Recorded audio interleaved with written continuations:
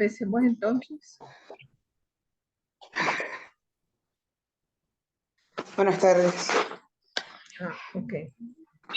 Bueno, el tema que nos ocupa hoy es el de los milagros y está en estrecha relación con lo que vimos la semana pasada en cuanto a la instalación del reino de Dios, porque Jesús no solamente anunció el reino, sino que Él era prácticamente el reino, la palabra viva, la palabra acertada que se acerca a nosotros para darnos precisamente ese ímpetu para liberarnos de todas nuestras pasiones, de todo lo que de alguna manera nos aleja un poco, ¿no? de esa voluntad de Dios en nuestra vida. Y es a través de los milagros que se da ese acercamiento en obras. Ahora, es curioso que nosotros los seres humanos llamamos milagros a pedir una cosa a Dios y que esa cosa se dé, pues. Recuerdo que Tony de Melo decía que milagros al revés, que Dios nos pida algo a nosotros y que seamos capaces de hacerlo. Porque en líneas generales, la gente piensa que el milagro es algo que va más allá de la comprensión o de lo que no puede obtenerse por medios naturales.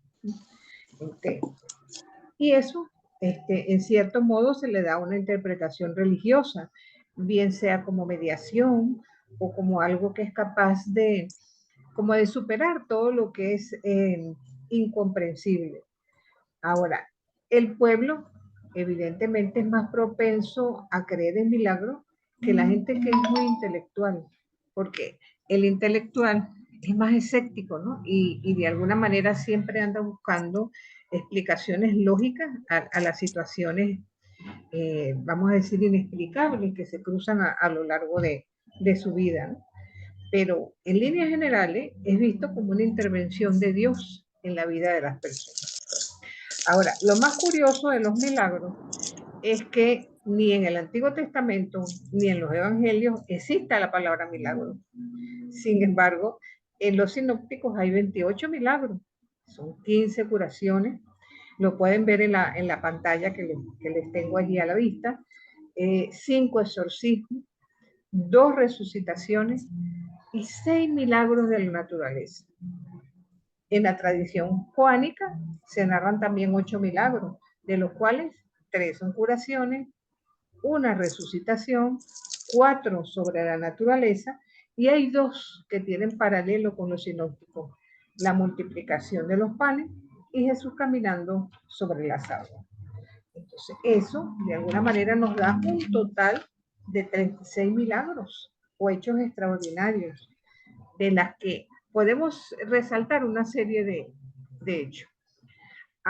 Primero, que hay una tradición múltiple e independiente que afirma la realización de hechos milagrosos por parte de Jesús. Que estos milagros son llamados a veces obras, erga, otras veces signos, semilla, y son hechos de fuerza que trascienden la naturaleza para dirigirla a su valoración y significación religiosa, que es la persona de Jesús y el reino que anuncia. Ahora, quizás el problema para algunos es que las narraciones de milagros en los evangelios tienen un problema de credibilidad. Bueno, por varias razones. Algunas narraciones tienen adherencias folclóricas, ¿no? Como es la del endemoniado de Gerasa y los cerdos. Eso está en Marcos 5, del 1 al 20. Y fíjense que de alguna manera eso de que los demonios vayan hacia los cerdos, que se van por un precipicio, y eso hace precisamente que la comunidad quiera que Jesús se vaya, porque para ellos representa una pérdida económica. Por otro lado, en otras narraciones de curaciones se encuentran casos claros de pensamiento protológico, porque las enfermedades eran atribuidas al demonio. Entonces, así se dice, por ejemplo, en la versión marcana, que Jesús increpó a la fiebre de la suegra de Pedro. Entonces, si nosotros desmitologizamos lo anterior y conscientes de que Jesús realmente curó personas enfermas, por eso es menos milagro. Recordemos la así llamada multiplicación de los panes. Algunos exégetas han tratado de eliminar toda la tradición de los milagros de Jesús relatados en los evangelios, atribuyéndolos al trasfondo helenístico de los evangelios, porque hay milagros en los que el núcleo histórico tiene adornos de la comunidad pospascual para resaltar precisamente la figura de Jesús. Lo que sí es cierto es que hubo objetivamente hechos que se salían de lo normal por sí mismos. Y tampoco es una novedad del Nuevo Testamento. Recordemos que después de la resurrección, también los discípulos de Jesús realizan milagros y vemos relatos milagrosos en el Antiguo Testamento. Baste mencionar dos personajes como lo son Elías y Eliseo. Jesús, por una parte, nunca realizó milagros llevados por su propio interés o para satisfacer la curiosidad de sus comentarios, de sus contemporáneos. Fíjense que hay un hecho que es plasmado en muchas películas y que es de los evangelios apócrifos, que dice que Herodes, cuando es llevado Jesús en el momento de la pasión, que toma un soldado, lo mata y le dice a Jesús, bueno, vamos a ver si es verdad que tú resucitas, resucita a este hombre que yo acabo de matar, ¿no? Entonces, es evidente que la curiosidad o el hecho de que hiciera un milagro para satisfacer cuestiones de tipo personal, eso jamás lo vamos a encontrar en los evangelios. Tampoco vamos a encontrar a Jesús castigando en forma milagrosa. Entonces, tendríamos que ver que sin duda hay un valor simbólico que nosotros debemos asociar a los milagros. Y hay un elemento asociado fundamental que es la fe. Ahora, la mayor dificultad con los milagros del Evangelio es de naturaleza filosófica. ¿Puede intervenir o interviene Dios en la historia humana con medios extraordinarios? ¿Sigue interviniendo de esta forma? Nosotros... No, porque no está grabando. Ahora sí. Ahora sí, ahora sí. Okay. Voy a tratar de poner la presentación otra vez. Vamos a ver.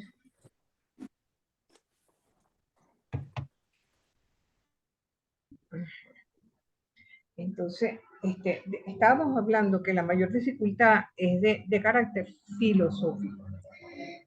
Si recordamos el teorema de Epicuro, quizás allí hasta Louvain se pueda extender un poco en ello. De alguna manera, ese teorema pone como en contraposición la bondad de Dios versus su omnipotencia. Entonces se dice, si Dios es omnipotente y todo lo puede, y a pesar de eso existe el mal, es porque Él puede eliminar el mal, pero no quiere hacerlo. Entonces, si por el contrario Dios es bondadoso y no elimina el mal, es porque no es tan omnipotente ni tan poderoso, sencillamente es bondadoso. Entonces, al final, lo que para nosotros queda claro es el hecho de que, bueno, Dios va a necesitar de cada uno de nosotros para que seamos capaces de hacer ese papel. Es allí donde precisamente la visión cristiana tiene que estar en consonancia con el mensaje de Jesús. Debemos ser nosotros capaces de ser milagro para los demás. Sí. ¿Por qué? Porque como mensajeros del reino estamos llamados también a que ese clamor del reino, Jesús cura ciego, sordo, cojo, leproso, y hasta qué punto nosotros también somos, vamos a decir, mensajeros de curación para los otros. Esos signos liberadores de la presencia del reino aparecen en toda historia de opresión, en la que evidentemente es humano que se dan constantes luchas entre el bien y el mal. Por eso los milagros son presentados como salvaciones plurales, sobre todo para quienes más lo necesitan, para los pobres, que necesitan de alguna manera liberarse de esos innumerables males cotidianos que les asedian, ¿no? Entonces, esa misericordia de Dios presente en Jesús ante el dolor de los débiles, porque fíjense que no solamente es capaz de curar el sufrimiento material y físico, también Jesús a través de los milagros es capaz también de curar esa ceguera espiritual de la que muchos padecen. La fe que sana externa e internamente, porque la mayoría de las veces las escenas de milagro están relacionadas con aquellos que son curados, lo cual no tiene nada que ver con la aceptación de verdades doctrinales ni confesiones cristológicas respecto a Jesús. Tener fe es ver con Dios lo que es bueno y ver cómo ese bien es capaz de triunfar sobre el mal. Y por eso los seres humanos necesitamos de una permanente conversión. O sea, Jesús no pide tanto una fe en Él, sino en una fe a través de Él. Y esa fe que viene a representar en el fondo la victoria sobre el maligno, la fuerza negativa en la creación, no solamente destruye, sino que hace destruir. Y por eso Jesús, a través de los milagros, transforma la visión demonológica al afirmar que esa fuerza, sí es verdad que son superiores al ser humano, pero no son superiores ni más fuertes que Dios. Entonces, ambas, de alguna manera, son realidades dialécticas, lo que se expresa en la propia actividad de Jesús, ¿verdad? Porque fíjense que con frecuencia Él es acusado, lo que tú estás haciendo es de parte de Dios o de los demonios. Evidentemente Jesús interpreta todo desde Dios, pero sus enemigos lo ven desde el demonio. Entonces, de alguna manera, visto desde la cristología, los milagros son signos mesiánicos. Por tanto, en ellos hay una perspectiva cristológica, ya que se habla de obras poderosas de Jesús. Fíjense que hay milagros que tienen la fuerza de Dios porque se hacen en nombre de Dios. Y allí vamos a observar una pequeña diferencia, quizás entre los evangelios, porque fíjense que para Marcos los milagros suscitan incomprensión de la gente, malinterpretación de sus adversarios, con una reacción, si se quiere, hasta mortífera, porque es lo que lleva a Jesús camino a Jerusalén y que irremediablemente va a conducir a la muerte. Pero por otro lado, los milagros son conocidos no solamente por aquellos curados, sino por los demonios que son capaces de reconocerlo. De allí la importancia en la literatura marcana de lo que es el secreto mesiánico. Por otro lado, se muestra la victoria sobre las fuerzas del mar, sobre los espíritus inmundos y sobre todas las carencias que tienen los seres humanos. Y eso, de alguna manera, es expresado por la Iglesia Pascual al afirmar que Jesús es santo y es sanador también. Lo mismo dice Mateo, cuando dice que los beneficiarios se postran ante Jesús y le rinden y le tributan el título de Señor. Para Lucas, por su parte, a través de los milagros, él asume a Jesús como Salvador del mundo y sanador de las enfermedades, pero sobre todo a una persona capaz de acoger a los pecadores. Entonces, al dominar el mal, estamos entrando en la perspectiva soteriológica, que Lucas subraya especialmente. Fíjense que Marcos, ya lo dijimos, presenta a los demonios, previniendo o previendo el fin de su poderío sobre los seres humanos. Y a Jesús defendiendo sus exorcismos y sus curaciones como presencia salvadora del reino, de la victoria del más fuerte sobre uno que se cree fuerte.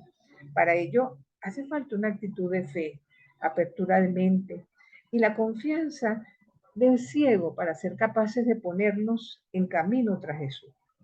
Fíjense que Mateo subraya el camino del reino en discurso, pero también en estos milagros, porque para él es un camino profético, sobre todo lo expresa a través de los capítulos 8 y 9, y lo repite a lo largo de su sumario. Y con ello trata de cumplir lo que decían los profetas sobre el poder salvador de Dios. Pero ese poder salvador de Dios tiene que continuarse en nuestra iglesia. ¿Cómo? Por cuando cada uno de sus miembros, que somos nosotros también, nos pongamos al servicio de los más pequeños. Entonces, ¿para cuántas personas que están pasando en necesidad? En un momento dado podemos nosotros ser el ángel o la presencia de Dios mismo, ¿verdad? Que en un momento dado puede hacer la diferencia en el futuro de esa persona. A veces no nos damos cuenta que nosotros somos hacedores de milagros también, y que esa es la capacidad que como cristianos tenemos sobre los pequeños que nos rodean. A veces, miren, no basta o no es necesario precisamente lo económico. A veces es un apoyo, una palabra, ser milagro para el otro tampoco es tan difícil. Lo que pasa es que a veces también esperamos obras portentosas y no nos damos cuenta a veces de los pequeños milagros que a lo largo del día, a lo largo de la vida se van suscitando a nuestro alrededor. Por eso Lucas, ¿verdad? Pone las obras de Jesús más admirables incluso que sus palabras, lo presenta como un profeta poderosísimo, capaz de resucitar muertos como Elías y Eliseo. Así lo presenta en el capítulo 7 con la resucitación del hijo de la viuda de Naín. Capaz de superar las leyes judías sobre el sábado, capaz de traer salvación al pueblo, a los enfermos, a los posesos de cualquier mal, trayendo liberación. Esta salvación, con la fuerza de Pentecostés y tal como lo testimonian los hechos, también es vigente y es válida también para cada uno de nosotros. Ahora, ¿qué es realmente lo decisivo en los milagros? Bueno, simplemente es la fe. ¿Por qué nosotros decimos que es la fe? Porque fíjense que es un rasgo típico de los evangelios, la actitud ante el milagro y sobre todo la actitud de fe. Con toda seguridad que esto, rasgo del Jesús histórico, ha sido acentuado por la iglesia primitiva. Quizá en nuestra época más científica y racional es bastante más difícil, ¿no? de asumir o incluso hasta de creer para muchos, ¿no? Entonces, pero en el tiempo de Jesús y para la mayor parte de los pueblos mediterráneos de entonces, no era tan complicado, por decirlo así. Entonces, de alguna manera, todos los relatos suponen o llevan a una fe en Jesús. Fíjense que a veces él mismo la pide, otras veces es el enfermo y otras veces como lo de la piscina de Betesda, que eran los acompañantes del enfermo quienes le piden a Jesús el milagro. Entonces, de alguna manera, ¿verdad? La fe de la persona curada es lo que hace precisamente la diferencia. Y ese, por cierto, es motivo de, vamos a decir, de disputa y de querer rasgarse incluso la vestidura por parte de sus adversarios. Pero ¿quién es este? ¿Qué se cree para estar diciéndole a la persona que sus pecados son perdonados? Porque para ellos es impensable que una persona como Jesús sea capaz de venir de parte de Dios. Por eso atribuyen todo lo que Jesús hace, lo atribuyen precisamente a obra del demonio. Entonces, de alguna manera, esto lo vamos a ver como una constante a lo largo de los evangelios. Fíjense que, por eso, Mateo, incluso por parte de los discípulos, acentúa la incomprensión de los discípulos, porque tienen poca fe.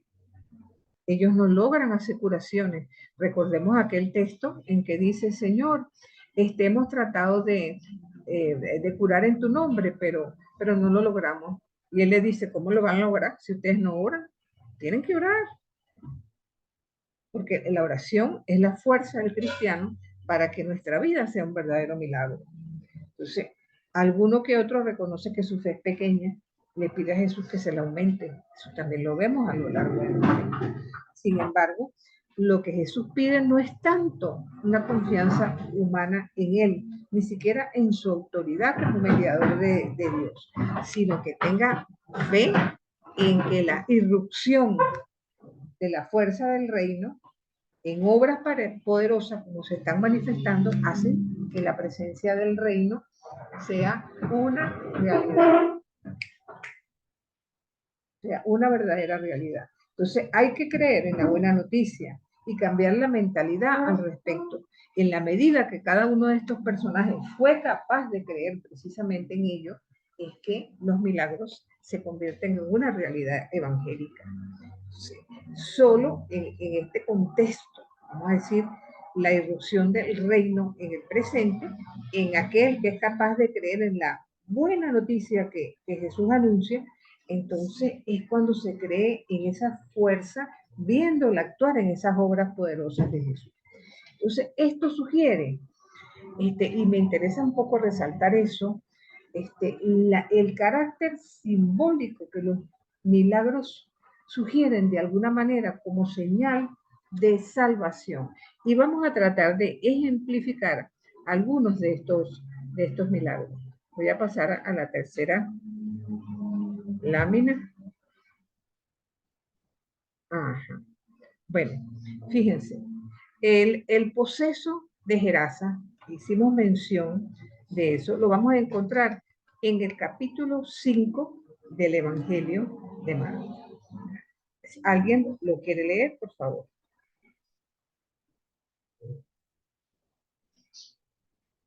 Comenzando el capítulo 5.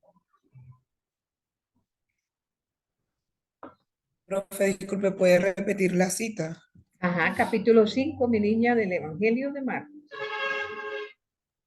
Hola, profe, ¿cómo estás, Luz? Hola, Luz, bienvenida a mi corazón. Gracias, llegué tarde, aquí lo tengo, Marcos 5. Ajá, adelante.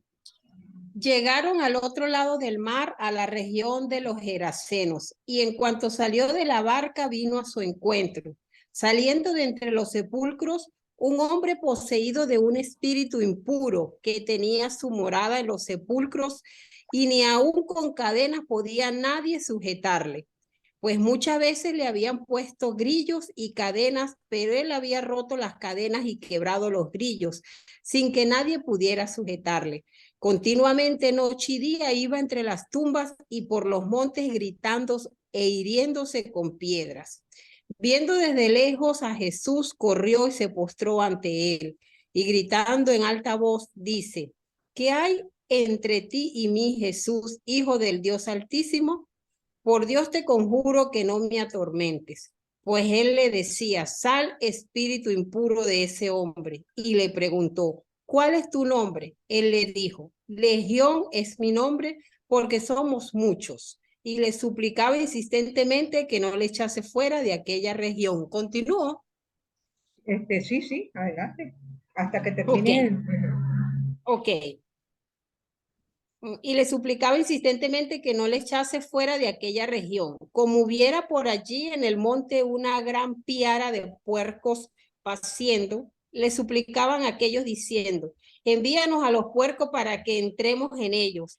Y se lo permitió, y los espíritus impuros salieron y entraron en los puercos. Y la piara, en número de 2000, se precipitó por un acantilado en el mar y en él se ahogaron. Los porqueros huyeron y difundieron la noticia por la ciudad y por los campos, y vinieron a ver lo que había sucedido. Llegándose a Jesús, contemplaban al endemoniado sentado, vestido y en su sano juicio, el que había tenido toda una legión, y temieron.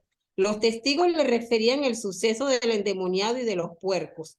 Pusiéronse a rogarle que se alejase de sus contornos. Subido él en la barca, el endemoniado le suplicaba que le permitiese acompañarle, mas no se lo permitió. Antes le dijo: vete a tu casa y a los tuyos y cuéntales cuánto el Señor ha hecho contigo y cómo ha tenido misericordia de ti. Y él se fue y comenzó a predicar en la Decápolis cuánto le había hecho Jesús, y todos se maravillaban.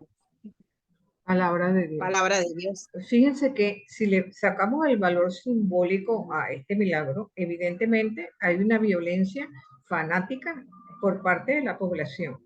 Primero, es un hombre que está desesperado, tiene tiempo en esa condición, pero a nadie le importa. Él está en tal condición que se autodestruye a sí mismo. ¿Y cuál es el valor liberador del milagro de Jesús?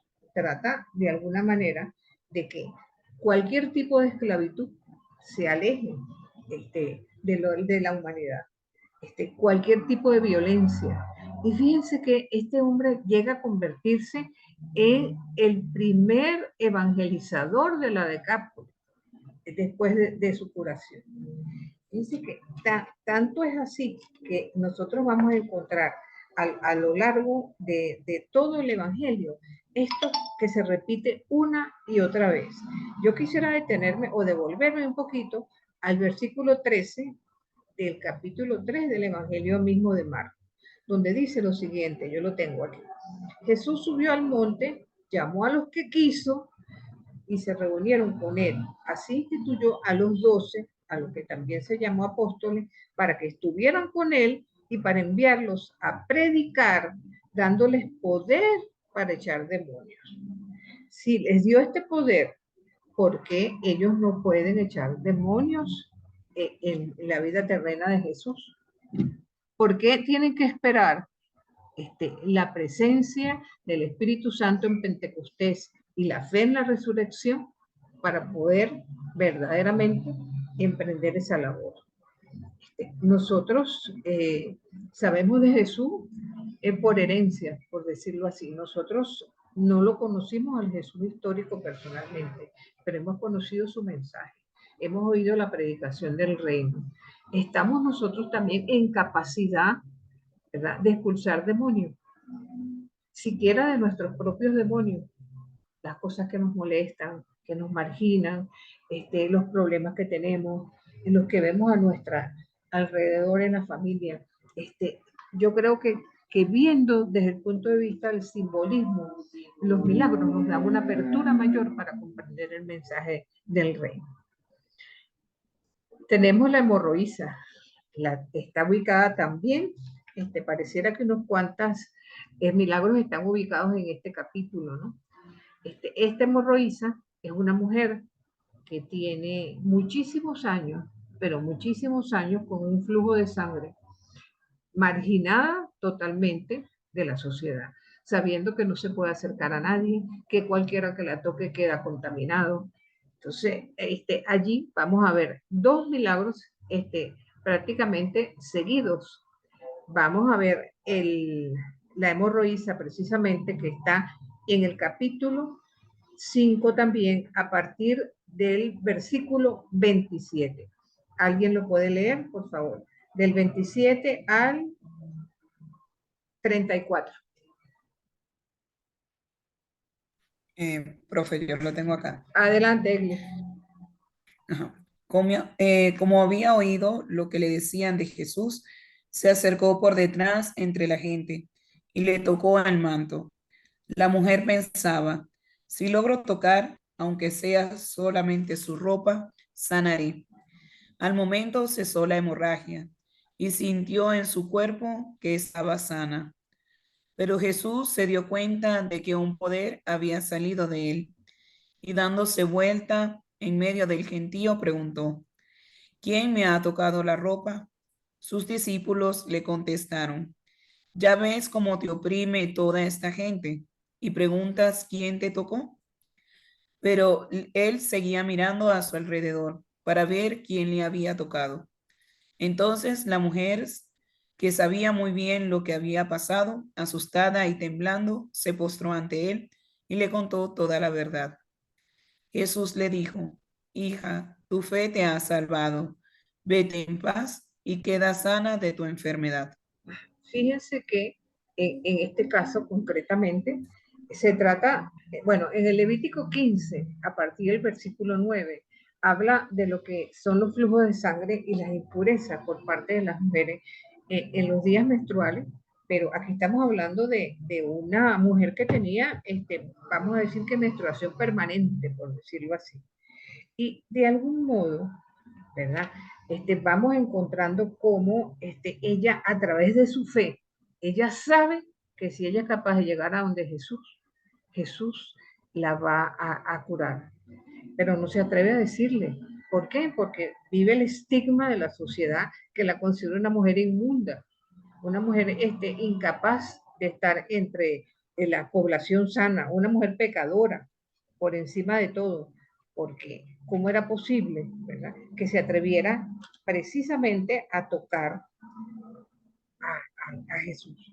Cuando el manto de un hombre es algo que de algún modo es como intocable, pues de alguna manera es una afrenta completa acerca de la persona de Jesús. Y sin embargo Jesús le dice, hijita, tu fe te ha salvado, tu fe te ha salvado, no te preocupes, ve, tranquila. Y aquí evidentemente el valor simbólico es la marginación de las mujeres en esta condición, sumida de alguna manera a tantos legalismos, a tantas situaciones que verdaderamente lo ponían, bueno, de algún modo, era una situación demasiado difícil para las mujeres. Entonces, y sin embargo, fue capaz de reintegrar a esa mujer a la sociedad nuevamente. Tenemos también a la hija de Jairo. Puse ahí la hija del centurión, pero es la misma situación. Sigamos leyendo. Otra persona, el capítulo 5 del Evangelio de Marcos, donde está la curación de la niña o la resucitación de esta niña, la hija de Jairo.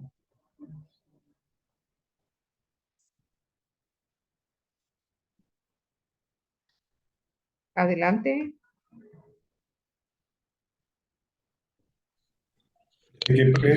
Versículo. Ajá, mira, vas en el capítulo 5, del 21 al 26, y de ahí saltas al 35. Egli, por favor. Ok, bueno, aunque la profe había dicho que otra persona, pero ok. Dice así, Jesús entonces atravesó el lago y al volver a la otra orilla, una gran muchedumbre se juntó en la playa en torno a él. En eso llegó un oficial de la sinagoga llamado Jairo, y al ver a Jesús se postró a sus pies, suplicándole, mi hija está agonizando.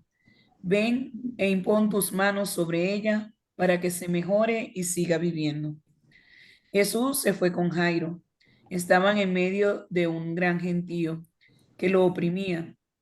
Se encontraba allí una mujer que padecía un derrame de sangre.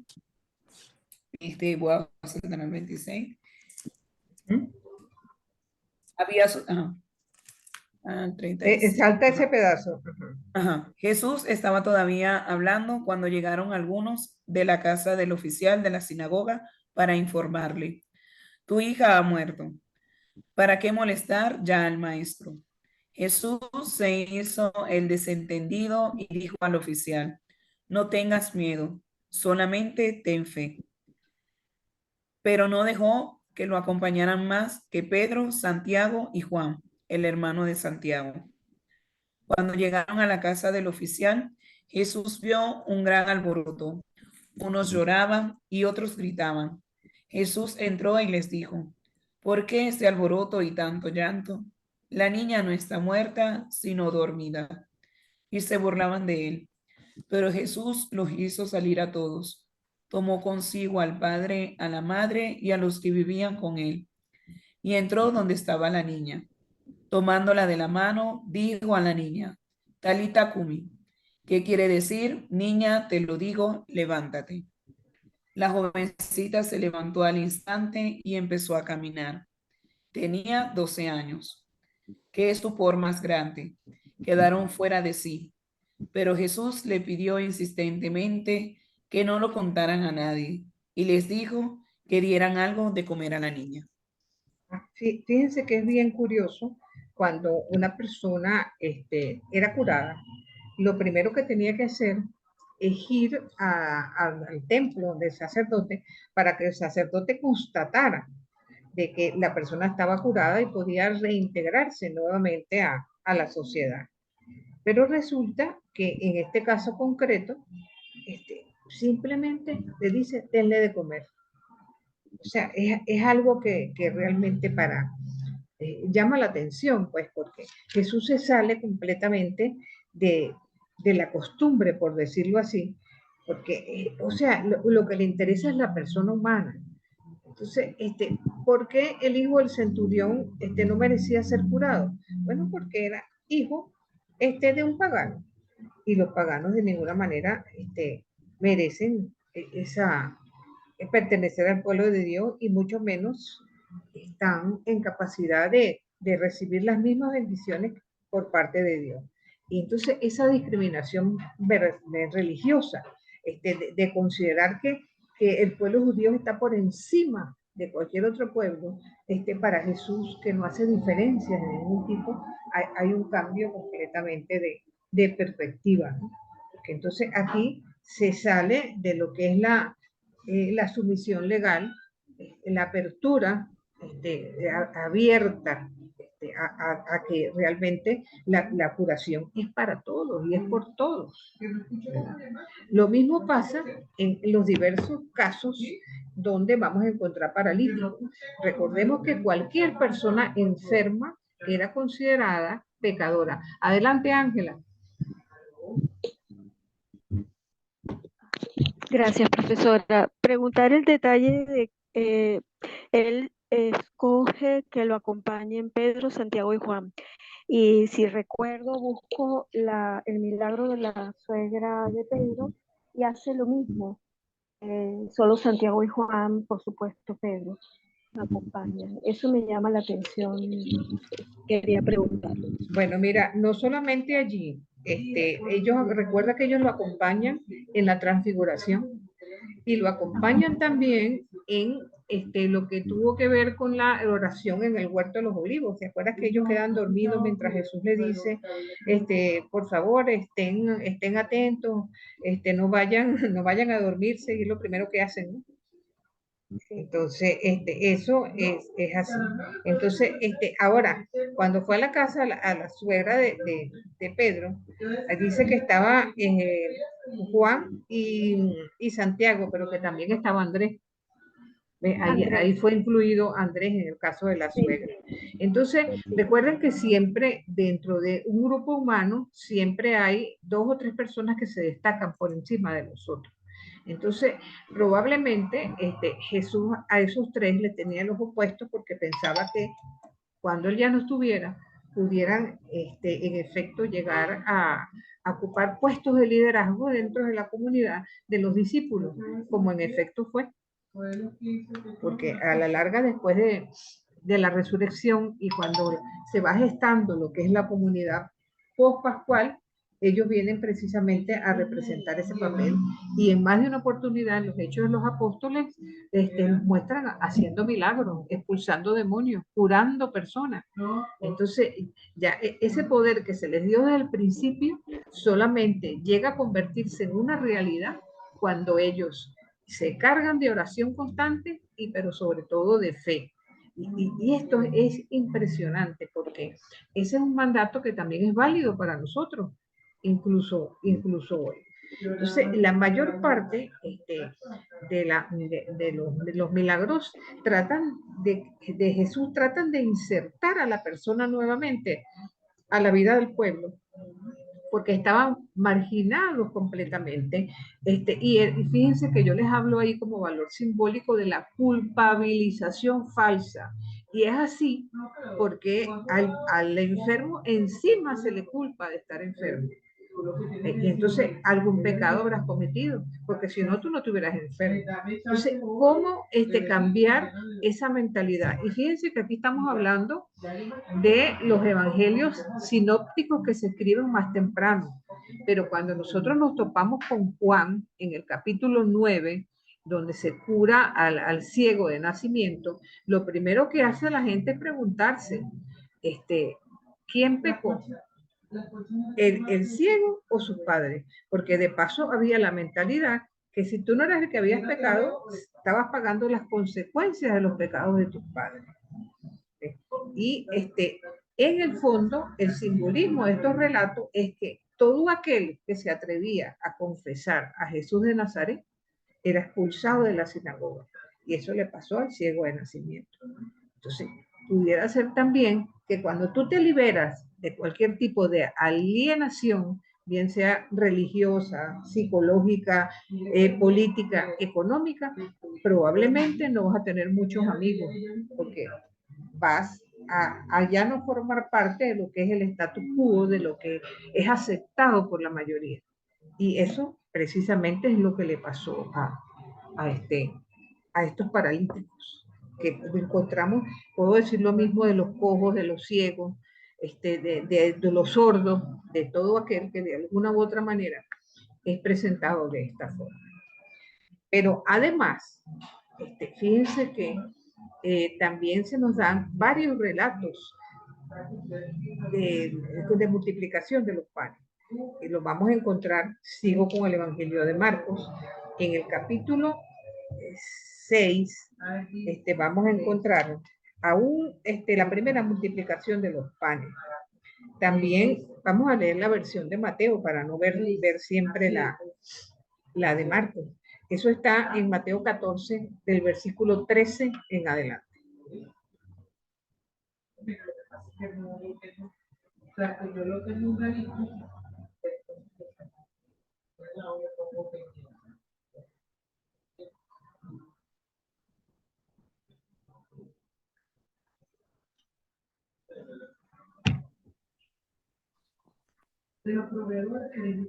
Nuevamente, no sé. Vale, pues leo yo. Ajá, anda, JJ. Capítulo 14 Ajá. de San Mateo 14. Por 13 en aquel adelante. entonces, Ajá. No, desde el 13 en adelante. Del 13 en del adelante. 13 en adelante. Ajá. Ok. En aquel Al día oído. salió Jesús de casa y se sentó a orillas del mar. Se reunió tanta gente junto a él que hubo de subir a sentarse en una barca mientras toda la gente se quedaba en la ribera. Y les habló muchas cosas en parábolas. Decía, salió un sembrador a sembrar, pero al sembrar unas semillas cayeron a lo largo del camino y vinieron las aves y se la comieron. Otras cayeron en el pedregal, donde no tenían mucha tierra. Disculpa, JJ. Estamos viendo Sí. Mateo 14. Mateo 14, 13. Ajá. Entonces, claro, había empezado por 14. Ajá. Si quieren lo leo. Ok. Ok. Bueno, Mateo 14 del 13 al 19.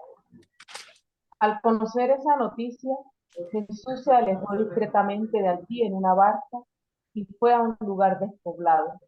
Pero la gente lo supo y enseguida lo siguieron por tierra desde sus pueblos. Al desembarcar Jesús y encontrarse con tan gran gentío, sintió compasión de ellos y sanó a sus enfermos. Cuando ya caía la tarde, sus discípulos se le acercaron diciendo, estamos en un lugar despoblado y ya ha pasado la hora. Despide a esa gente para que se vayan a las aldeas y se compren algo de comer. Pero Jesús les dijo, no tienen por qué irse, denle ustedes de comer. Ellos respondieron, aquí solo tenemos 5 panes y 2 pescados. Jesús les dijo, tráiganmelos para acá. Y mandó a la gente que se sentara en el pasto. Tomó los 5 panes y los 2 pescados. Levantó los ojos al cielo, pronunció la bendición, partió los panes y los entregó a los discípulos. Y los discípulos los daban a la gente. Todos comieron y se saciaron. Se recogieron los pedazos que sobraron, 12 canastos llenos. Los que habían comido eran unos 5.000, sin contar mujeres y niños. Palabra del Señor. Que la vamos a Amén. Gloria Y Señor Jesús. Gracias, María Ingrid. Ahora, fíjense qué interesante, hablamos de multiplicación de panes y la palabra multiplicación no aparece en el relato. Lo que aparece es la bendición por parte de Dios. Ahora, es bueno señalar que había una costumbre para el pueblo, era que cuando una persona a la hora de la comida tomaba su alimento y se sentaba para comer, eso era como, vamos a decir, como un llamado de atención para que todos exactamente hicieran lo mismo y compartieran la mesa. Ahora, fíjense que aquí se habla que eran 5.000 personas, sin contar mujeres y niños. Y Jesús le dice a sus discípulos, vayan a comprar comida. ¿Pero qué vamos a comprar? Le dicen ellos. Si nosotros lo que tenemos son 5 panes y 2 pescaditos, de broma alcanza para nosotros. Repartidito así de a poquito alcanza para nosotros nada más, ¿verdad? Y Jesús les dice, no, traigan eso acá. Y Jesús bendice y manda a toda la gente a sentar. Ahora, ¿ustedes creen, como pasa en las películas, que empezaron a volar panes y peces por el aire? Porque las películas no lo representan así. No, ¿verdad? Fíjense No, que más no. bien es lógico pensar que la bendición de Dios hizo que todo el que tenía alguito para comer lo compartiera con el que tenía al lado. Ustedes se imaginan un día de campo en que va una familia y no creen ustedes que la señora lleva el pancito para el marido, el biberón para el chiquito, el dulcito para el otro muchachito. Es lo único que permite entender que hayan quedado 12 canastas de residuos. Porque ¿de dónde salieron esas 12 canastas? De alguna manera, cada vez que se hace alusión al número 12, se está haciendo alusión a la totalidad del pueblo de Israel. Entonces, es la bendición. No sé si recuerdan la reunión maravillosa que tuvimos en diciembre. ¿Cuánto nos sobró? ¿Y por qué sobró? Porque cuando la gente lleva y comparte, ese es el verdadero pan del milagro. Un pan que estamos nosotros también llamados a compartir y que en el fondo tiene que ver con las necesidades materiales, con el egoísmo de posesión, porque mucha gente que quiere cada vez más, el que tiene 1 millón quiere 2 y el que tiene 2 quiere 4. Ahora, ¿cómo lograr en verdad que pueda haber pan para todos? Siendo solidarios simplemente. Siendo solidario. Es la única o el valor liberador que nos presenta este mensaje. Adelante, Juan Salvador. Sí, profesora, a mí este pasaje en particular hay como 3 cosas que siempre me han llamado la atención. Lo primero es, y me imagino la cara con la que había visto Jesús a los discípulos, que dice, porque el tono es de regaño, que dice, denles ustedes de comer, se había volteado el lío, pero pónganse la pila. Es lo primero que siempre me ha llamado la atención en este milagro. Y lo segundo, bueno, cuando dicen traigan lo que hay, sienta a la gente en la hierba, en el césped, no sé cómo se les dice, y los organiza. Porque es imposible que las cosas ocurran si no hay previo una organización por lo menos, o sea, alguna logística debe haber. O sea, no hubiese sobrado las cosas que sobraron en nuestro compartir si no nos ponemos de acuerdo en llevar lo que hay que llevar. O sea, es un milagro muy bonito, porque es un milagro que llama primero al compromiso de la gente y segundo a la organización de la gente. O sea, no es una cosa mamarracha, tirada así a lo loco, venga, que lleguen las cosas, sino que hay que proveer los medios para que eso ocurra. Ciertamente que es así. Ciertamente que es así. Pero fíjense que aquí lo que hay, en apariencia, ¿verdad? Son 5 panes y 2 peces. No era solamente eso, porque si no, no hubieran sobrado 12 canastas. Cada quien tenía su poquito de comida, cada quien tenía su caletica. Su caletica, exactamente, como para ser capaz de compartir a lo mejor un pedacito de pan con el que tenía al lado. A mí me parece que este milagro es una cuestión extraordinaria y yo he tenido la oportunidad de comprobarlo una y otra vez cuando uno hace reuniones de este tipo y uno dice, Dios mío, pero si no era tanto, ¿cómo es posible que haya alcanzado para todo? ¿Cómo es posible que todo el mundo haya quedado saciado por lo menos? Y si era poco, pues porque Que nadie sobre pudo. tanto. Sí, que sobre tanto, exactamente. Y yo creo que ese verdaderamente es el pan del milagro. Y ese es el valor a la vez simbólico y liberador que nos muestran los relatos de la multiplicación de panes, que de paso en los evangelios están en los 4 evangelios. O sea, que es algo que se dio con cierta frecuencia en la vida de Jesús para que con, digamos, 4 tradiciones diferentes hayan logrado compartir el mismo relato. Es verdaderamente para mí es extraordinario. Es una cuestión, y tiene razón, tiene razón Juan Salvador cuando afirma lo que dice. Ahora, pero también fíjese que en los evangelios hubo milagros de la naturaleza. Aquí me regreso a Marcos, vamos a leer el capítulo 6, pero a partir del versículo 45.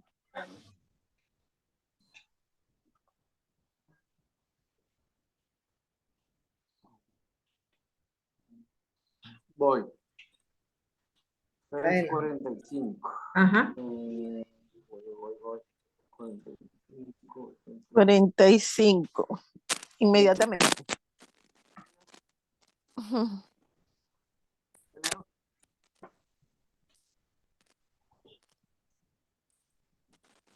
Enseguida mandó sus discípulos a la barca.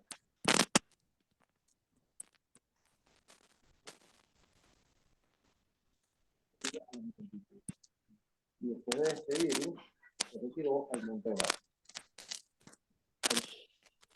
En medio del mar y él solo en tierra. Juan Salvador, no se te escucha. Juan. Ah, no se escucha. ¿Y ahora? Acércate al micrófono.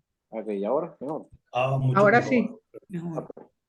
Y enseguida mandó a sus discípulos que subieran a la barca y que se adelantaran a la otra orilla junto a Betsaida, mientras él despedía a la multitud. Y después de despedirlos, se retiró al monte a orar.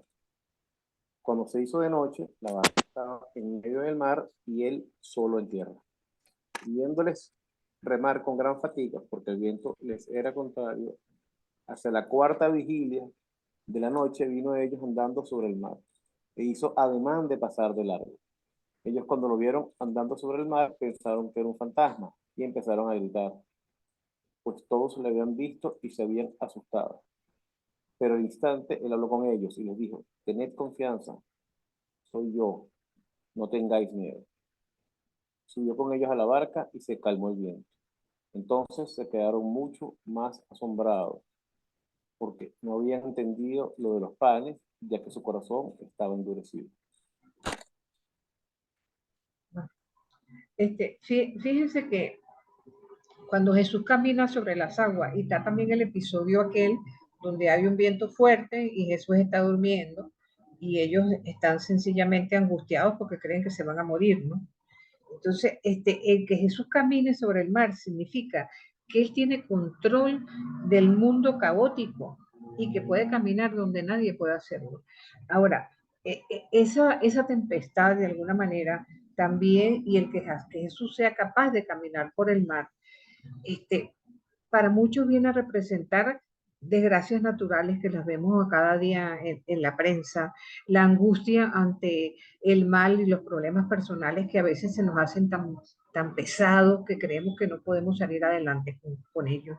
Entonces, es cuando Jesús se nos presenta caminando sobre el mar, donde debemos tener la fe suficiente para no asustarnos, para saber que aunque estemos en medio de la tempestad, si Jesús está en nuestra barca, esa barca jamás se va a hundir.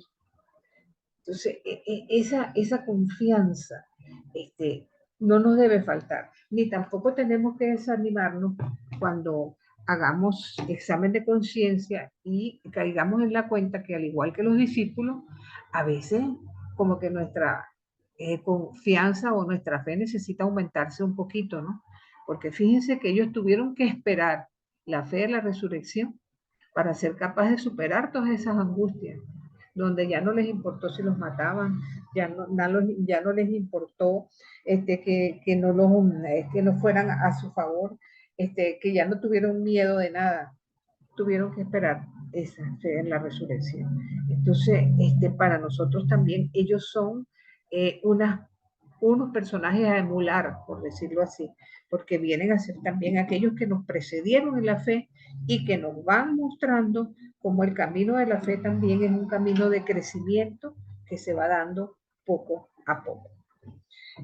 Fíjense que en el caso de la suegra de Pedro, allí en cierto modo se nos invita a superar el machismo y el clericalismo eclesiástico, porque Jesús tuvo el detalle de precisamente su primer milagro es venir a curar a una mujer que no juega incluso ningún papel en los evangelios, no sabemos su nombre, lo que nos hace pensar sencillamente que Pedro estaba casado y a pesar de todo fue seguidor de Jesús. Sobre la sirofenicia, vamos a detenernos un poco más, porque aquí, en este caso concreto, se trata de un encuentro entre dos personas, Jesús y esta mujer, de distinta raza, de distinta cultura, de distinta religión y de paso, de distintos géneros. Una situación que evidentemente es causa de xenofobia y exclusión en sociedades piramidales donde el mundo judío veía con desprecio a los que no lo eran y si era mujer mucho más.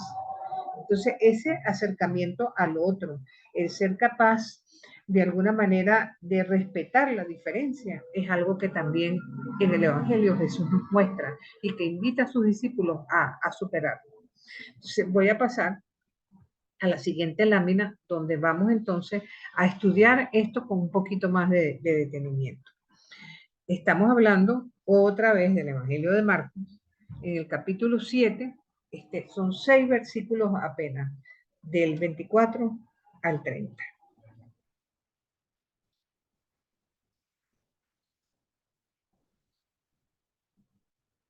Lo leo. Por favor.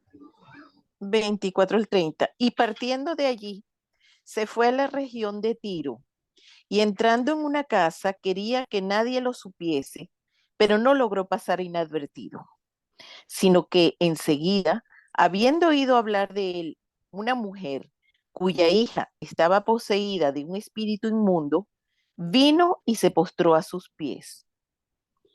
Esta mujer era pagana, sirofenicia de nacimiento, y le rogaba que expulsara de su hija el demonio. Él le decía: espera, que primero se sacien los hijos, pues no está bien tomar el pan de los hijos y echárselo a los perritos. Pero ella le respondió: sí, señor, que también los perritos comen bajo la mesa migajas de los niños. Él entonces le dijo: por lo que has dicho, vete, el demonio ha salido de tu hija. Volvió a su casa y encontró que la niña estaba echada en la cama y que el demonio se había ido. Maravilloso. Palabra de Dios, Señor. Palabra de Dios. Palabra de Dios. Fíjense que lo primero que nosotros tenemos que hacer cuando vamos a estudiar un texto es situarnos un poco en el contexto histórico del relato. Sí, estamos hablando, ¿verdad? En este momento, de dos realidades.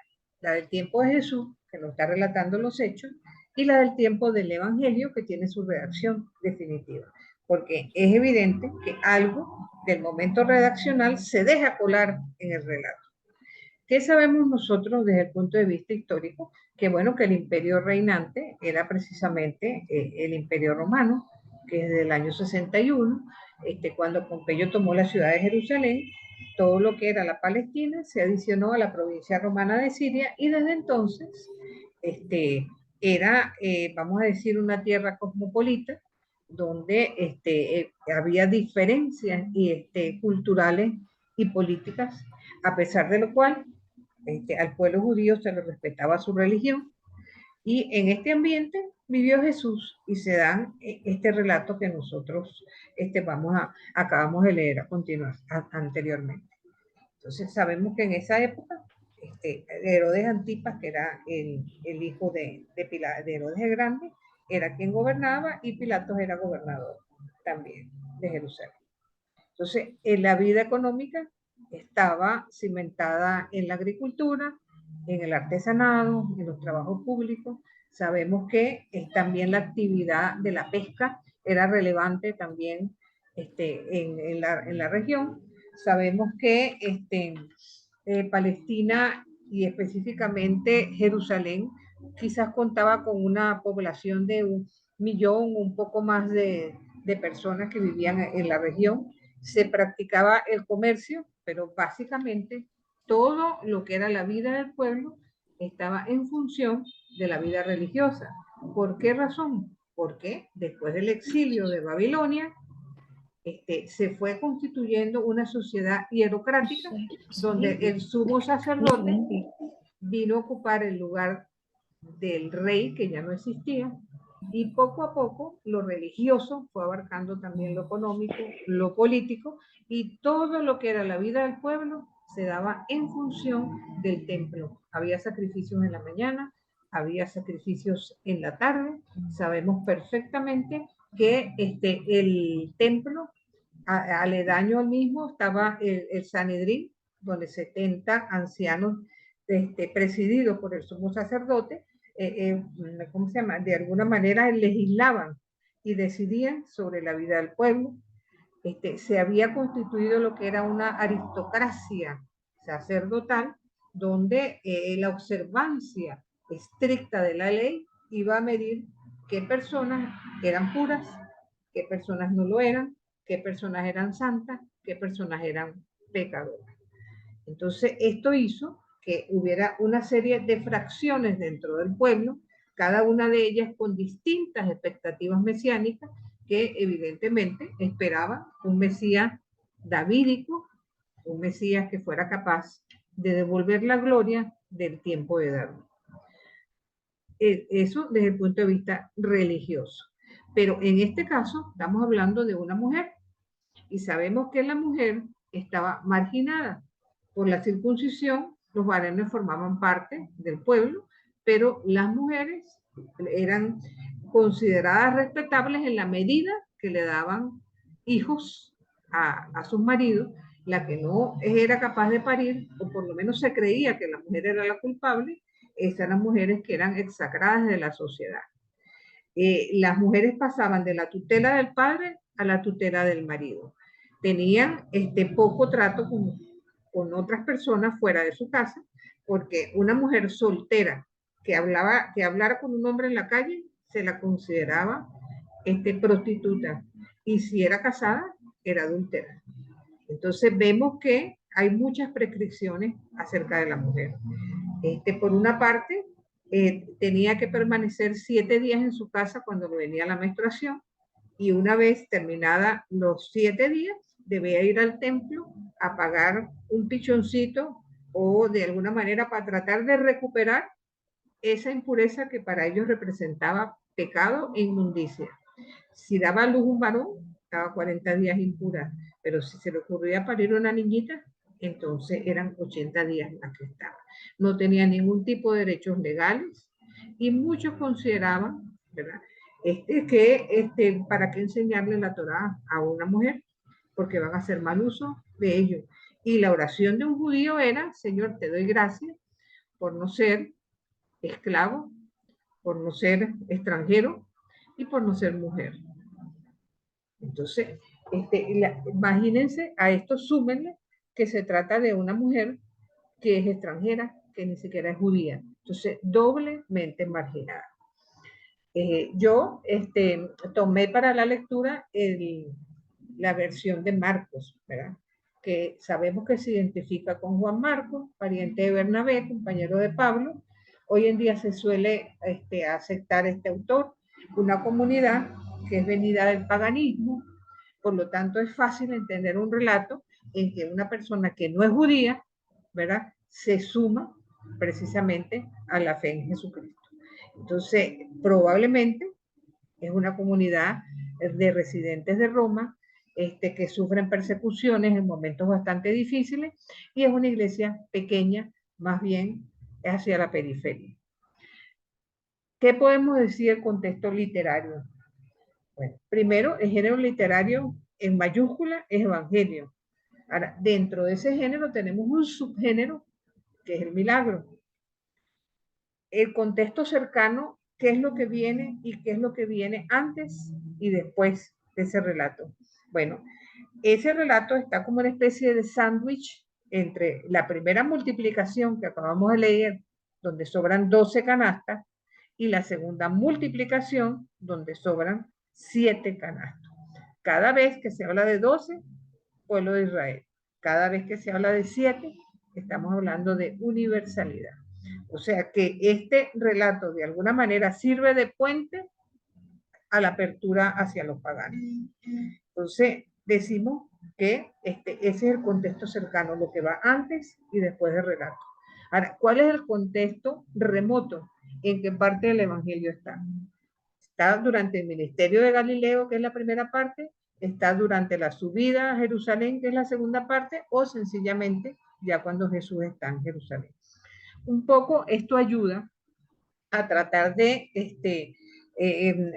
¿cómo se llama? De examinar un poco más el texto, ¿no? Porque fíjense que este es un texto bien interesante, porque no solamente se trata de una mujer, sino que encima todo el relato gira en torno a cuestiones en que las mujeres están inmersas, la mesa, la casa, los perros, los niños. Es algo como bien notorio, ¿no? Entonces, fíjense que el relato no se centra ni en el milagro ni en la hija, sino en una conversación entre esta mujer y Jesús. Jesús está en una casa, probablemente cansado, quiere descansar un poco, seguramente quiere no dedicarse a la oración, un poco de tiempo para sí. No hace poco acaba de averiguar que a Juan Bautista lo asesinaron. Seguramente piensa que atrás va él. Pero él no puede descansar porque esta mujer que también viene de una casa y que tiene su hija enferma, se le presenta a pedirle curación para su hija. Entonces, el relato que estamos leyendo es de Marcos, pero hay un texto en paralelo que vamos a encontrar en Marcos 15, del 21 al 28. Ahora lo vamos a leer para ver las diferencias entre los dos textos. Pero, ¿qué es lo que más interesa aquí? Si está en Marcos y Mateo, ¿de dónde lo tomó Mateo? Recuerden lo que vimos al comienzo. Exactamente, exactamente, de Marcos. De Marcos. Exactamente, no está en Lucas.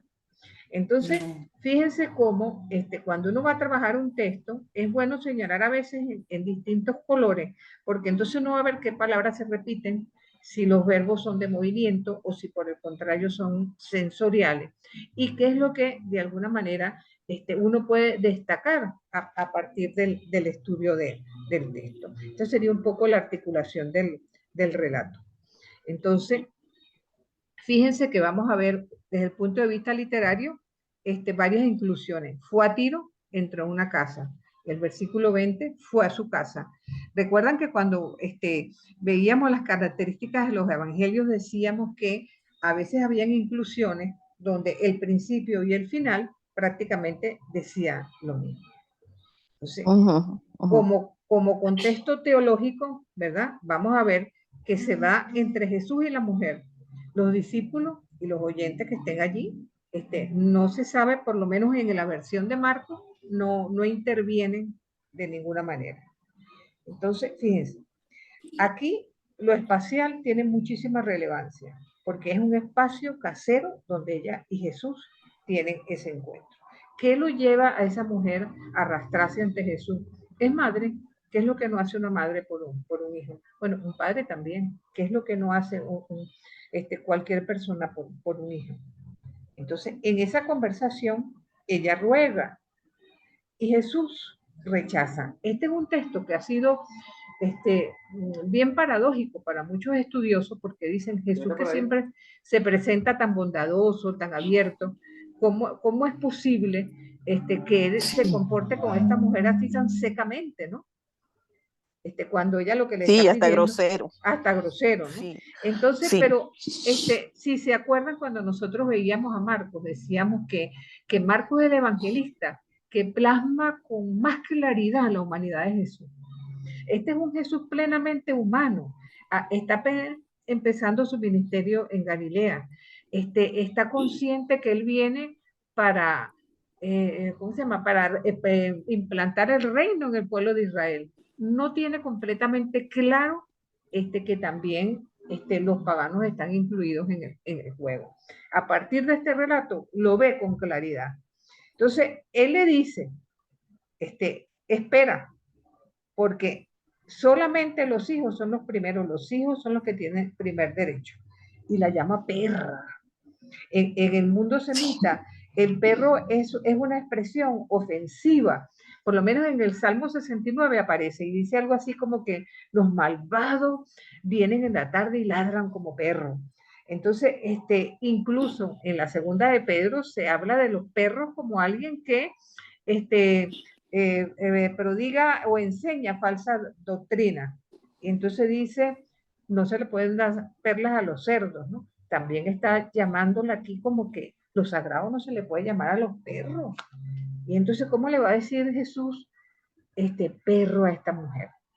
Entonces, la descripción es sencilla, los discípulos son presentados como que acompañan a Jesús, pero que no la ayudan para nada.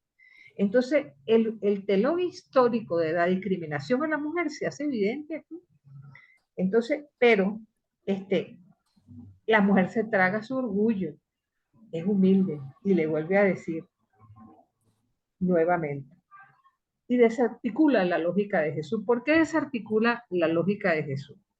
Porque cuando Jesús le habla de los hijos, utiliza una expresión en griego que es tecno.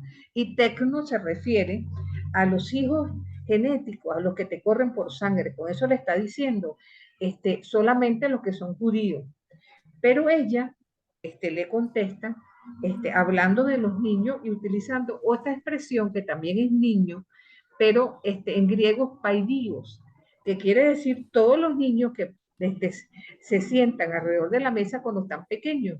Solamente a cierta edad hay separación entre los hijos del amo y los que son hijos de los sirvientes, pero hasta un primer momento ellos están todos compartiendo la mesa. Y entonces le dice, aunque sean las migajitas que caigan de las podemos tomar. Fíjense que de alguna manera con esto ella, ese juego de palabras, tecna y paidión, hace que la lógica de Jesús se desarticule completamente. Fue una mujer que se atrevió a adelantar el reloj de Dios, y por eso, como hizo María con Caná, de la misma forma, y por eso adelanta el reino de Dios a los paganos.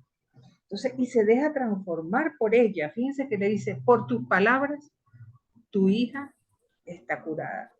Y por tus palabras, fíjense que es el único milagro en los evangelios, que el milagro se da por boca de mujer, tal como Jesús expresa.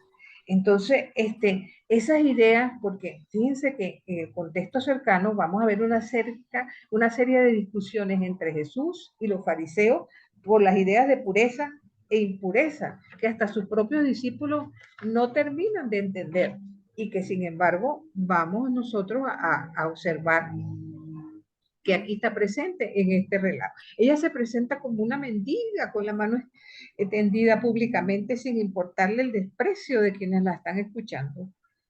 Y de paso, era perteneciente a un grupo étnico al que el pueblo de Israel consideraba merecedor del exterminio.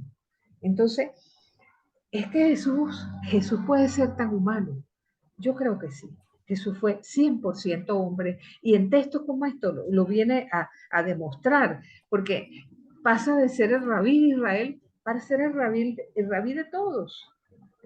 Entonces es algo verdaderamente extraordinario. Y quisiera completar con la versión de Mateo, porque siempre que un texto se presente en más de un evangelio, se hace necesario uno ver en qué se asemeja, en qué se parece, en qué se diferencia, porque eso es bien, pero bien interesante. Y aquí estamos hablando del capítulo 15, ¿verdad? Entonces, a partir del versículo 21. Y quiero que tengan especial atención al versículo 23 en sus Biblias. Si alguien lo puede leer, Lo se que los agradezco. yo lo tengo. Adelante. Desde allí se fue a la región de Tiro y Sidón. Una mujer cananea de la zona salió gritando: Señor, hijo de David, ten compasión de mí. Mi hija es atormentada por un demonio. Él no respondió una palabra. Se acercaron los discípulos y le suplicaron: Señor, atiéndela, para que no siga gritando detrás de nosotros. Él contestó: He sido enviado solamente a las ovejas perdidas de la casa de Israel. Pero ella se acercó y se postró ante él diciendo: Señor, ayúdame. Él respondió: No estoy en quitar el pan a los hijos para echárselo a los perritos. Ella replicó: Es verdad, Señor, pero también los perritos comen las migajas que caen de la mesa de su dueño. Entonces Jesús le contestó: Mujer, qué fe tan grande tienes, que se cumplan tus deseos. Y en aquel momento su hija quedó sana. Fíjense Palabra que del Señor. te alabamos, Señor. Fíjense que este relato es muy semejante al anterior, con la diferencia que aquí no es sirofenicia, sino que es cananea. Allá los discípulos no intervienen, aquí sí. Ahora, quiero hacerles una pregunta. ¿Todos tienen en el versículo 23 que los discípulos dijeron atiéndela?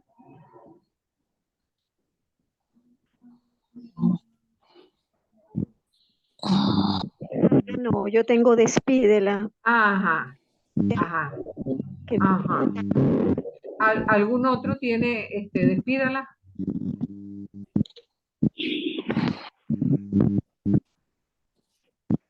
Déjame ver. Fíjense que no es lo mismo atiéndela que despídela, ¿no? No. Ahora, ¿qué creen ustedes que dice el texto griego? ¿Despídela o atiéndela? Despídela.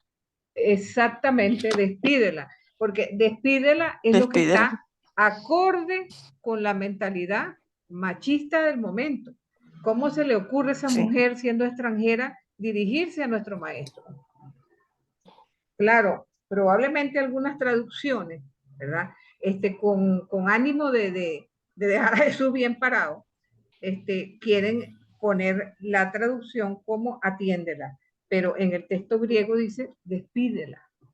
¿Okay? Esto es interesante porque podrán darse cuenta de que en español las traducciones dejan bastante que desear y que lo ideal sería que uno cuando estudie un texto que lo confronte con por lo menos otra segunda versión. Si no hay disparidad entre una y otra, podríamos decir, sin conocer el idioma, que no hay problemas de crítica textual. Entonces, esto sería un poco, ¿no? Porque el contexto teológico muestra a un Jesús que también va descubriendo su misión a los paganos, la fe de una mujer que no le importa que lo ofendan, la apertura a la universalidad, pero sobre todo la inclusión de los paganos en el banquete del rey. Y esto, de algún modo, creo que es el mensaje que Marcos machaca de principio a fin de su evangelio. Entonces, hoy terminamos un poco más temprano con esto. Yo sí quisiera, de alguna manera, como afincarnos de que las escrituras se centran siempre como en dos polos, la profecía y la compasión. El primero es la palabra pura, evocadora, que sale de la boca de Jesús en la tradición profética, ¿verdad? Pero como individuos y como pueblo de Dios, tenemos que estar siempre abiertos al espectro de la compasión. Una mirada hacia la persona de Jesús y que seamos nosotros, al igual que Él, de ser capaces de unir profecía y compasión. Aparte, yo quería también recordarles que en los Hechos de los Apóstoles vemos una serie de milagros. empezando por el prodigio de la ascensión, con la promesa de la segunda venida de Cristo, en que ven ellos cómo Jesús asciende al cielo, el milagro de Pentecostés, que permite que todos entiendan en su lengua vernácula, pero en el capítulo 3 de los Hechos de los Apóstoles vemos a un paralítico que es curado por Pedro y por Juan. Fíjense que ya vamos viendo por parte del discipulado esa apertura, ¿verdad?, a una fe tan grande que son capaces, al igual que Jesús, de ser milagro para otros.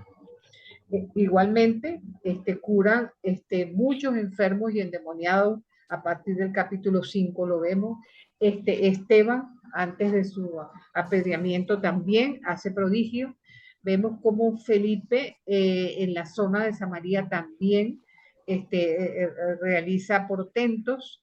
Vemos que Pedro sana a un paralítico en el capítulo 9 y resucita a Tabita, que también de alguna manera como se nos presenta como una persona que es útil a su comunidad y que toda la comunidad se conmueve con su muerte y es retomada a la comunidad con su resucitación. Pablo cura a un cojo, resucita a Eutico, que se cayó de una pared cuando él estaba predicando. También en el capítulo 16 cura a una muchacha que tiene espíritu de adivinación. También Pablo sana milagrosamente la picadura de víboras en Malta cuando va camino hacia Roma. Y entonces vamos viendo cómo en los Hechos de los Apóstoles se nos va mostrando como una constante de todos aquellos que siguieron el mensaje de Jesús y que fueron capaces como protagonistas de ponerlos en práctica.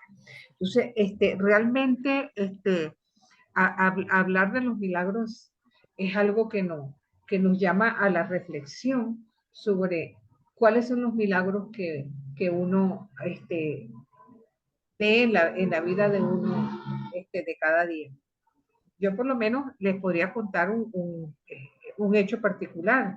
Yo tengo un hermano que desarrolló un LOE en médula espinal, no tenía seguro, de pura casualidad me entero yo de un neurocirujano que es excelente. Cuando él ve la placa de la tomografía, dice a este muchacho hay que operarlo ya, porque él pasó de caminar en enero a estar en silla de ruedas en abril. Y él le dice, tú puedes estar mañana en el Pérez Carreño a las 7 de la mañana, preguntar por fulano de tal, le dice que vas de mi parte, y si no hay avaliado, yo a las 6 de la tarde te estoy operando. A las 6 de la tarde mi hermano estaba siendo operado. Cuando es tan difícil conseguir un turno quirúrgico en un hospital, la operación duró como 8 horas, pero mi hermano salió con una rehabilitación caminando de la operación. Entonces uno Amén. dice, amén. Entonces uno dice, cónchale, esos son los pequeños milagros que están alrededor de uno, que todos los días se van presentando y que uno dice, Dios mío, ahí está la presencia de Dios. Ese doctor se presentó para mi familia como un verdadero ángel. Entonces, él es, ¿cómo se llama? Mi hermano es el Eutico que resucitó Pablo. Es el cojo que curó Pedro. O sea, es de alguna manera, o sea, tenemos que aprender a ver milagros todos los días, en todo lo que nos rodea, hasta el sol en la mañana, porque eso es una bendición. Adelante, Juan José. Muchas gracias. ¿Me escuchan? ¿Sí? Sí. Escuchamos, sí. Yo creo en los milagros, creo que en Dios Todopoderoso, y todavía tengo la esperanza de que en medio de un mundo tan convulso e inquietante como el nuestro, seamos testigos de sección de los milagros y las obras mayores del poder de Dios. Inclusive por mi parte, me considero un gran admirador de Dios, del poder de Dios, por supuesto, en todo su esplendor, y sigo reivindicando que el poder milagroso del Señor no es un bien escaso, porque yo creo en los milagros de aquí y ahora más que nunca. Y es lo que usted decía ahora hace poco, profesora. A veces uno vive un milagro, pero con todo naturales, ¿no? Con todo si por ejemplo vas en una embarcación y esa embarcación choca y todo, pero todos se salvan, al final fue un milagro, ¿no? Aunque hubo toda esa mala experiencia. Entonces, hay que entender también de que hay unos que mueren y otros que no mueren, entonces es voluntad de Dios también. Así que, pero sí, creo en Dios Todopoderoso y en sus milagros. Gracias, Amén. profe. Amén. Bueno, ahí tienen el vuelo de Nepal, 72 pasajeros, 68 murieron. ¿Por qué se salvaron 4? Ay, Dios mío. Adelante, Sonia. Rubén. Profe, gracias por la clase. Tuvo buena, siempre hay detalles ahí que que vamos teniendo. A mí digamos, hay una pregunta en filosofía. Yo recuerdo que en tercer año de filosofía, se prendió un debate interesante y fue en filosofía de la ciencia, sobre preguntarnos si Dios puede intervenir realmente en la creación. Era la Epicuro. además era pregunta de examen, recuerdo. Dios realmente puede intervenir en la creación, era la pregunta, sobre todo porque no es, digamos, en la filosofía, no hay forma en la cual no se pueda decir que Dios ha intervenido, es decir, no hay argumentos fuertes como para decir que no interviene. Lo máximo que se puede decir es, bueno, yo no creo en Dios, es lo máximo que puedes decir, pero a mí me gusta, además escuchándote, a mí me gusta porque Kierkegaard lo dice en latín. Yo busqué incluso la cita, le vamos a decir a tu hija que traduzca, pero dice: Esautem fides esperando redrum substantia, rerum argumentum no apparentium. Es decir, la fe es el fundamento de las cosas que se esperan y la prueba de las cosas que no se ven.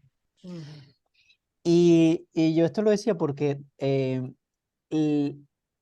una de las cosas fundamentales para Ratzinger fue que no se puede en las Sagradas Escrituras contradecir que los milagros existieron, porque Dios puede intervenir en el mundo y puede intervenir en la creación. Es decir, que María haya sido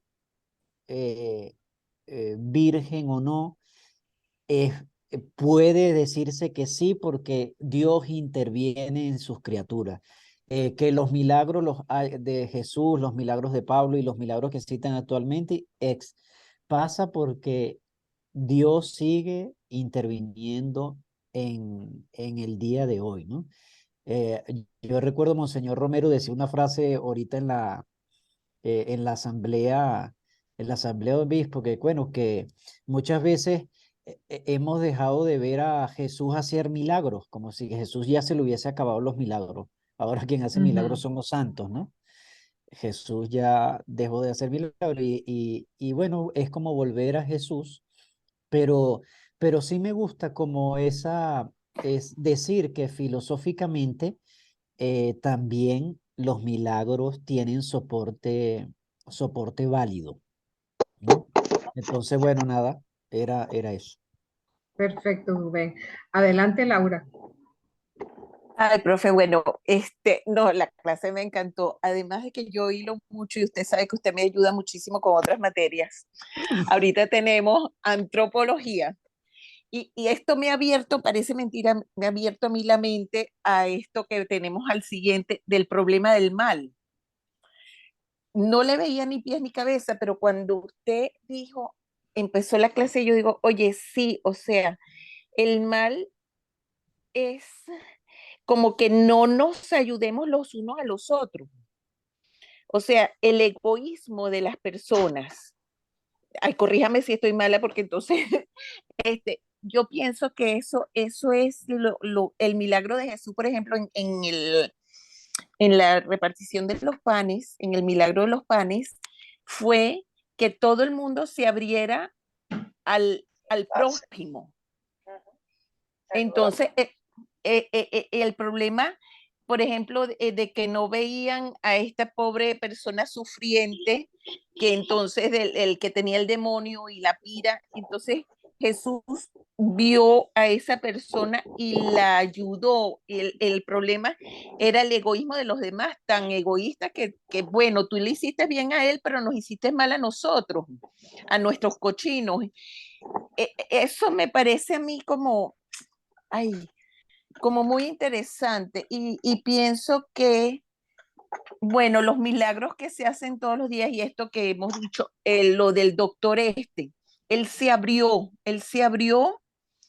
al, al sufrimiento de su hermano y vio que lo podía ayudar y lo ayudó. O sea, fue como él apartó su egoísmo, su afán de lucro, todo lo que un médico pueda tener así.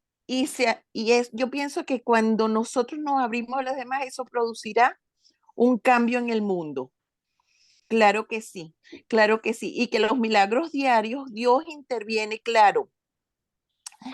Dubén es filósofo y yo lo respeto muchísimo y él sabe que sí, siempre me toca hablar después de él.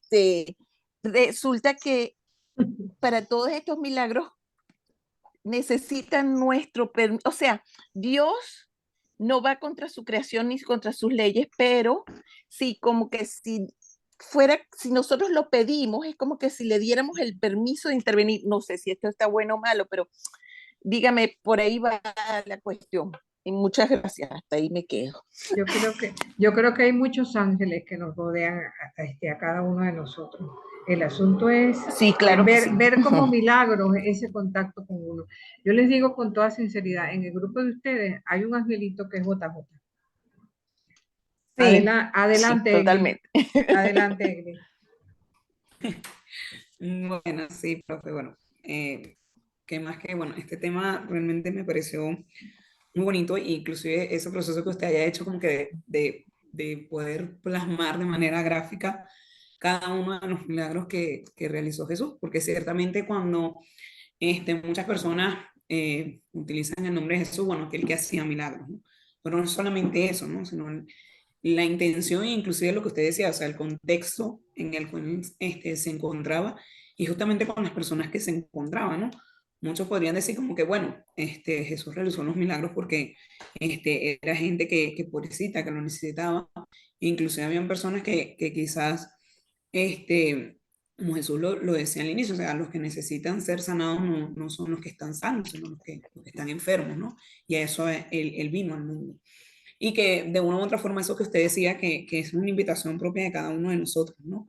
En cómo damos y ayudamos a cumplir milagros hoy en día con las personas que más nos necesitan. Y yo, aunque no sé si es un toque, me cuesta a veces mucho ver los milagros. Y creo que la única forma en que yo aprendí a ver los milagros o el gran milagro de Jesús y de Dios actuando, creo que fue en mí, ¿no? Creo que a los que tuvimos la oportunidad de compartir en diciembre, les conté un poquito mi experiencia de hace un año. Y cada día el ver cómo he ido evolucionando, inclusive hace poco fui a consulta de control, inclusive para los médicos es algo como que sorprendente, ¿no? Que una persona a los 26 años haya sufrido un ACV isquémico, haya quedado con parálisis momentánea y sin posibilidad de volver a hablar y inclusive a moverse. Sí, entonces imagínense como que para mí yo creo que realmente fue un milagro, ¿no? Claro, al momento no lo pude evidenciar el milagro de la vida, que es esa oportunidad que Dios me dio nuevamente. Inclusive yo en la forma en la que quedé, que yo no podía ni hablar, no podía cerrar la boca ni caminar, yo lo que le pedí a Dios en ese momento desde mi interior sin poder comunicarme era que me llevara, porque yo decía, o sea, ¿qué voy a hacer yo aquí así, una sierva inútil si no puedo hacer nada? ¿No? Pero creo que el gran milagro vino en ese proceso de dejarme ayudar, de conversión, inclusive de reconocer que también soy frágil, ¿no? Y que necesito ayuda del otro. Y eso realmente fue un proceso de un milagro realmente transformador. Creo que sí, o sea, creo plenamente en los milagros, no solamente desde la historia bíblica, sino porque siento que mi vida lo ha sido así.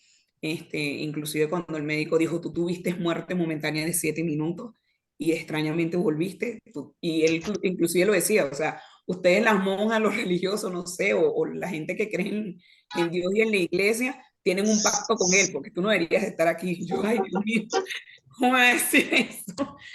Pero sí, o sea, realmente siento que esa experiencia de Dios es un milagro porque inclusive yo así lo detectaba. Cuando a mí me da el ACV, justamente yo escucho 12 campanadas y empiezo a escuchar a lo lejos, cuando ya empecé a desvanecerme, la canción de Pescador de Hombres, que de hecho es una de mis canciones favoritas y es una de mis experiencias de sanación.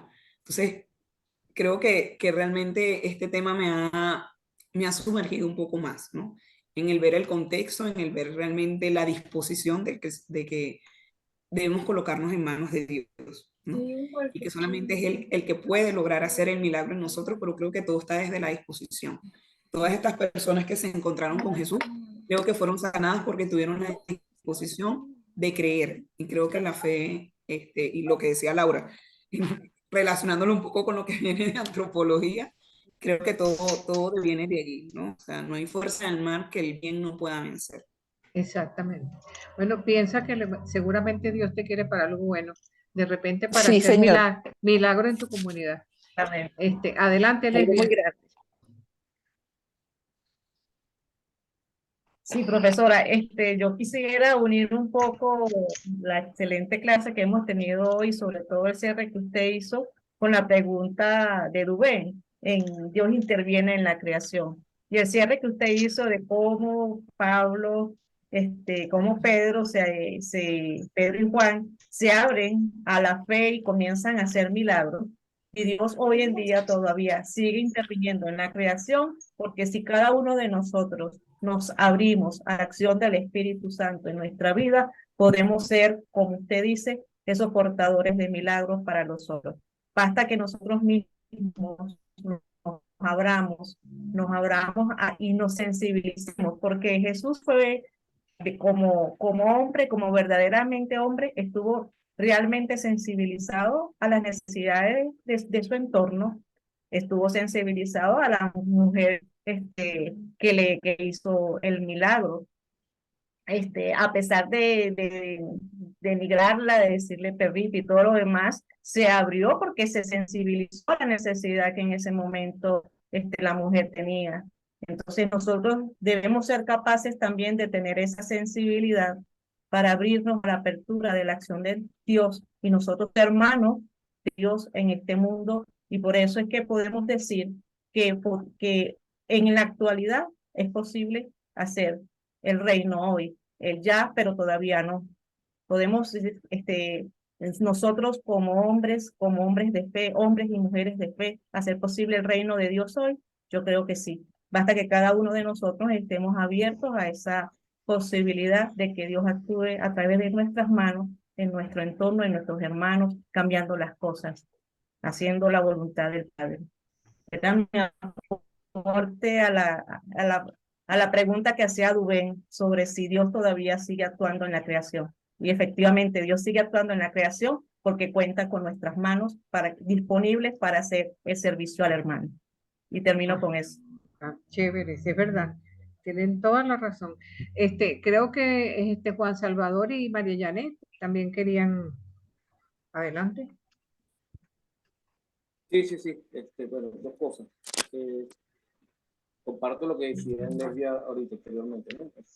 En el mundo de los hombres, Dios actúa a través de los hombres.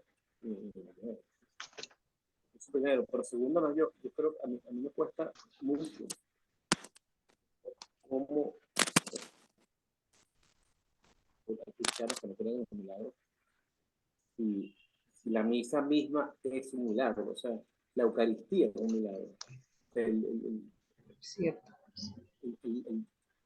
La sangre y el cuerpo de Cristo es un milagro. O sea, nosotros vemos milagros todos los domingos. O sea, yo no sé cómo hay gente que no cree en eso. A menos entonces que no creen en la Eucaristía.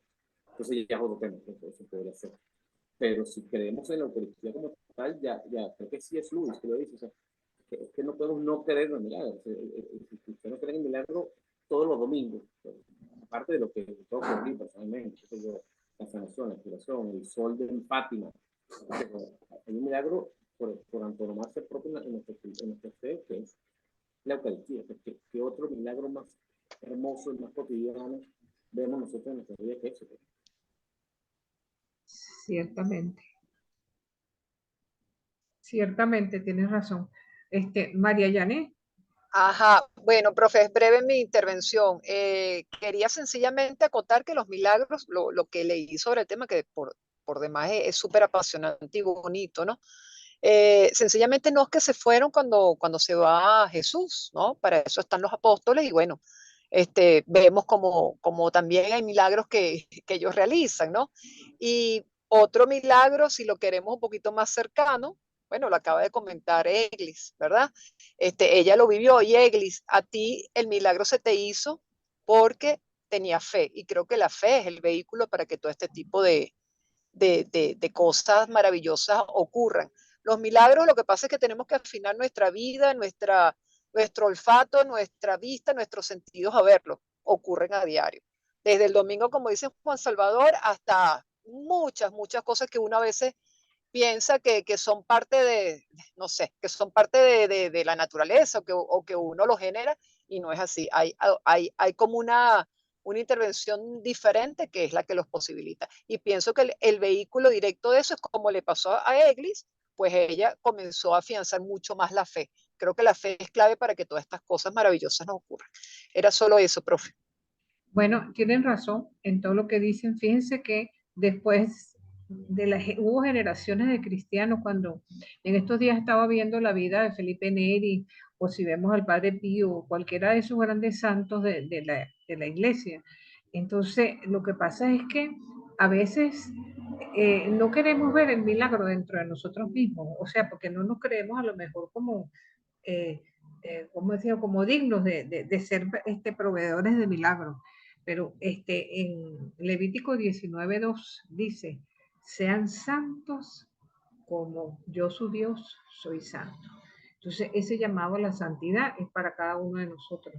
Sabemos que a veces con retroceso, que a veces damos un pasito para adelante y dos para atrás, pero estamos en ese camino, ¿no? Tratando de seguir a Jesús desde lo que somos y desde donde estamos, en el contexto histórico que nos tocó vivir, pero tenemos que seguir siendo hacedores de milagros. Ese yo creo que es la mejor lección que nos puede dar los milagros en el Evangelio. ¿Alguien tiene algo más que agregar? Bueno, yo les diría, recordaba cuando hablaba Dubén a Pascal, creo que Pascal dijo, para quien cree, en ninguna explicación es necesaria, para quien no cree, ninguna es suficiente. Así es, así es. Sí. La fe, profe, la fe, de verdad. La fe. Así es, mi gente querida. Así que, si no tienen más intervención. ¿De qué va a tratar la tarea, profe? ¿La tarea la va a mandar ahora? No, la tarea precisamente. Tenemos el foro. El foro que tiene que ver. Ajá, la vinculación. El foro número 9. Exactamente. Y tenemos el trabajo final también, el trabajo final que hoy nos lo explicó maravillosamente, profe. Hoy nos explicó cómo hacer el trabajo final. Bueno, en cierto modo, algo así. Entonces, sí, la semana que viene vamos a ver las parábolas. Para entonces también de ver un poquito más en profundidad. Bueno, no las vamos a ver todo representativamente, vamos a escoger unas tantas y vamos entonces a tratar de meternos un poco con ellas para tratar de ver qué es lo que Jesús nos quiso decir también. Sí. Y entonces, bueno, les deseo una feliz semana. Dando gracias, profe, muchas gracias por todo, de verdad. Que a pesar de todo se portó bien en internet. Profe. Dios me los bendiga y bueno, se portó bien. Adelante los que Amén. están. Amén. Sí, señor. Amén. Bueno, que les vaya chévere en su Gracias, próxima clase. Amén. Amén. Tenemos saludos de ustedes. Nos vemos en un ratito. Saludos.